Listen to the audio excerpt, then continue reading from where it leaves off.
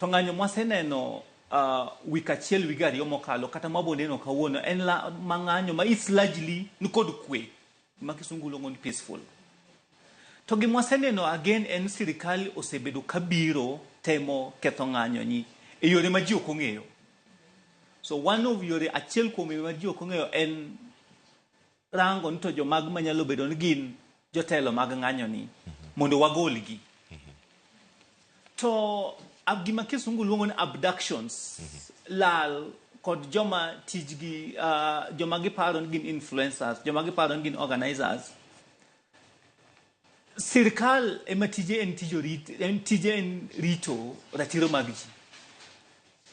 To there is no government in its right sense ma wiye tiyo maber manyalo kawo joge to lalgo.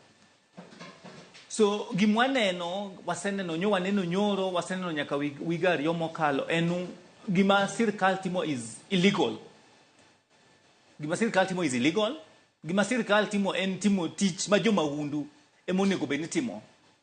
Nikech sirkal nikod apparatus ma onego beni ng'ato kokoso to ikawo ng'ano timako. Ng'ano bedo summoned, imake, itere i doho, to bedo charged. To sheria kawo its own course.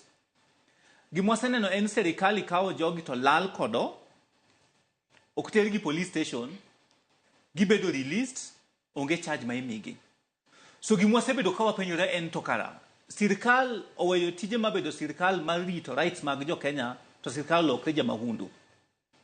Nikech nyoro kaka commission, ntie activist ma sirkal osebedo kadwaro. Boniface Mwangi, Hanifa, Halid, jogi biro commission bwa kawo gi watero gi. Sirkal wachan un persons of interest lakini gikawo giwegi. To gimomiyo chunywa gombo ganu ng'ato ka sirkal dwaro to either iteri ka police station kato kawo teri nikech samilal wakian sirkal molal kodi wakian joma hundu molal kodi.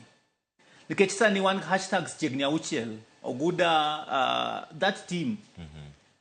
We cannot say for certain sirkal emokawo gi nikech gima sirkal onego beni timo en sirkal kan kodi gwach to sirkal onego beni someone in Cleophas Bikilimani police station. So as a law abiding citizen, you walk to the Kilimani police station. One word were in what? Guma emotimore. To family ninge Cleophas oluongo kod police to gine magi kawe